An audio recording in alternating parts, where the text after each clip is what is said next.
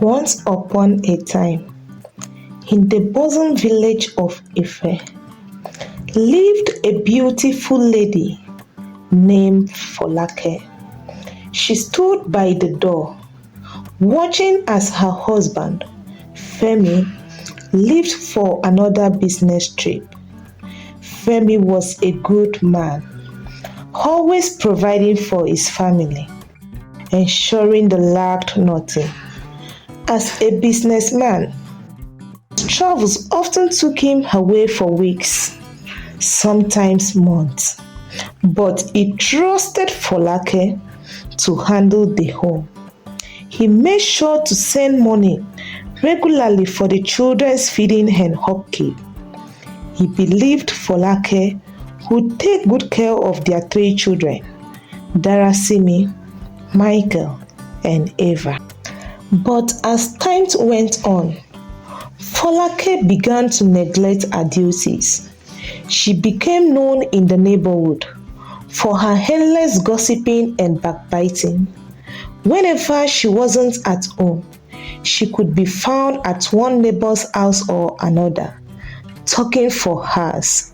The once lively home was now a place of chaos, but Folake was too distracted to notice. As the years passed, Darasimi, the eldest son, began to spend more time at the market, selling pure water to help his mother. But the market was filled with all kinds of people, and soon Darasimi fell into the wrong crowd. He made friends with street boys, who introduced him to a secret cult. Darasimi, once a quiet and obedient child, started skipping school, coming home late, and behaving aggressively. Michael, the second son, watched his brother drift away, and in the absence of their mother's care, he found himself lost too. He began stealing from his mother's pot of soup, a habit that quickly escalated. His hunger for attention drove him to act out in school, stealing small items from classmates. Meanwhile, Eva, the youngest, struggled to keep up in school. Her friends often influenced her to skip classes and roam the streets without guardians. Eva became a rebellious girl, losing focus on her education. Folake, unaware of the problems developing in her household, continued her careless ways. She sent her children to hawk pure water, not realizing the danger they were exposed to daily. One evening, while Femi was still away, Folake received a visit from the police.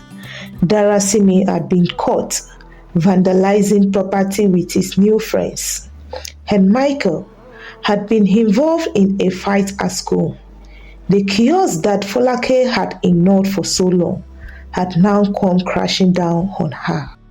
As she sat alone in the living room, the reality of her negligence began to sink in. Her children had completely lost control, and Femi, her husband, knew nothing of what was happening. Folake felt lost, but instead of confronting the issues, she continued to gossip, moving from one neighbor's house to another, finding temporary escape from the shame. When Femi returned from one of his business trips, he was shocked to see his family in disarray.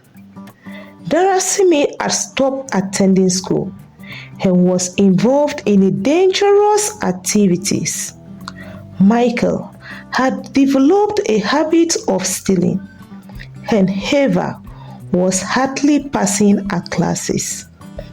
Femi, who had trusted Folake to take care of their family, was devastated. He confronted Folake but she had no answers.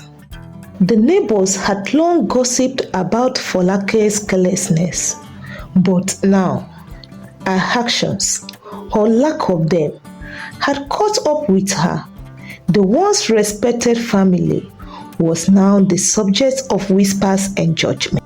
Folake's life descended into chaos, and the family could no longer hide the shame. Darasimi's involvement in the secret cult deepened, leading him down a path of no return. Michael's petty thefts escalated, and Eva became more rebellious. Folake's one vibrant and happy home was now in ruins, all because of her carelessness. As days turned into weeks, Femi became more and more frustrated. He had always trusted Folake to handle the family affairs, but now he realized how much had gone wrong in his absence. Darasimi, once full of promise, had become distant and secretive, spending more time with his new friends from the cult. Michael's stealing habits grew worse, and it became clear he had started taking money from Femi's business earnings. Eva, still a young girl, was beginning to stay out late, hanging around older girls who were a bad influence. Before we dive back into the story, I want to take a moment to connect with you, my amazing viewers. If you haven't subscribed to my channel yet, I am reaching out with a heartfelt plea. Please hit that subscribe button and join me on this incredible journey. Your support means the world to me. And to all my returning subscribers, hello! It is fantastic to have you back. Thank you for being such an important part of this community. Now, without further ado, let's jump back into the story. Femi decided to take a drastic measures. He reduced his travels, determined to fix what had broken in his home. He began spending more time with his children, trying to pull them back from the dark path they were on, but the damage had already been done. Darasimi, emboldened by his cult membership, began challenging his father. Femi tried to discipline him, but it only made Darasimi more rebellious. Folake too was losing her grip on reality. She refused to accept that her careless attitude had led to all the troubles. She began to lash out, blaming everyone but herself. These children are just stubborn, she would shout. No matter what I do, they don't listen. But deep down, Folake knew she had abandoned her role as a mother, and her family was suffering because of it. One day, Femi returned home to find his house in complete disarray. The neighbors had gathered outside, whispering and pointing inside. Folake was on the floor, crying uncontrollably. Darasimi had gone missing. He had not returned home for 2 days, and none of his friends knew where he was. The cult had tightened its grip on him, and he had disappeared into the shadows. Femi tried to comfort Folake, but the reality of the situation was clear.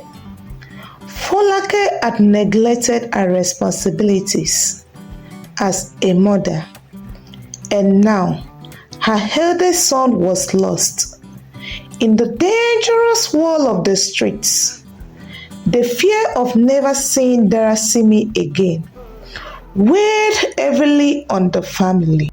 Michael, too, was getting more unstable. He had started skipping school, and the teachers had begun calling Femi, complaining about his behavior. As for Eva, she was falling behind in her studies and was now seen with girls who were known troublemakers. The once promising future of their children was slipping away, and Folake's regrets grew deeper by the day. As time passed, the family grew more fractured. Femi, despite his efforts to save his children, could not hold everything together alone. One evening, while Femi was trying to locate Darasimi, he received a call from the local police station. Darasimi had been arrested during a raid on a cult's hideout.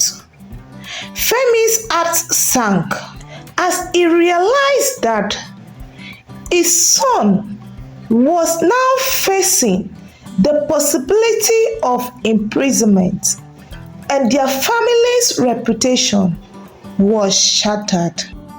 When Folake heard the news, she collapsed. The weight of her actions finally hit her full force. A careless attitude, a constant gossiping, and a neglect of her children had led to this moment. She had lost control of her family, and now her eldest son was behind bars.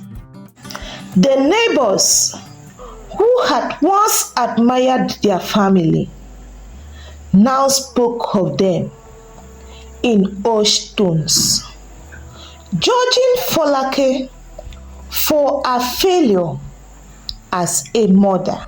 While Femi worked tirelessly to secure Darasimi's release, Folake withdrew into herself. She could no longer face her neighbors or friends. Every time she stepped outside, she felt their judgmental eyes on her.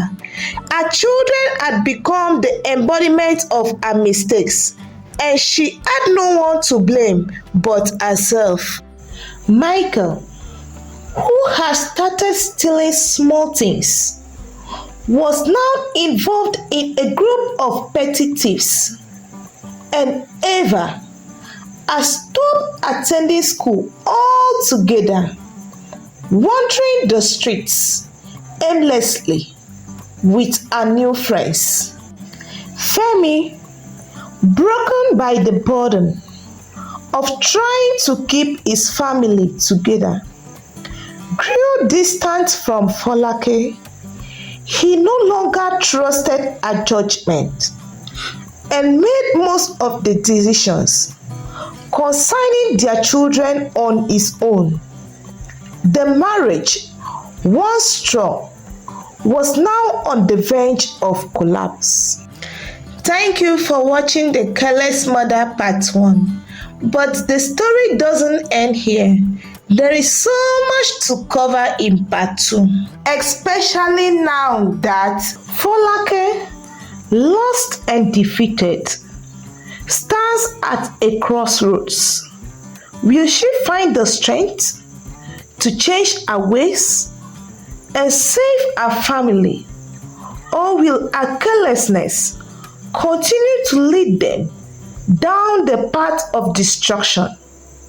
And what will become of Darasimi, Michael, and Eva as they grow older in a home filled with neglect and disappointment? It's obvious the story is just starting, and I don't want you to miss out. So if you haven't subscribed, please click on that subscribe button turn on the notification bell so that when I post the part 2, you will be the first to get it. I remain your humble African story time, known for driven tales that grip your soul and leave you craving for more. I really appreciate you and I don't take your support for granted. See you in my next video. Bye bye.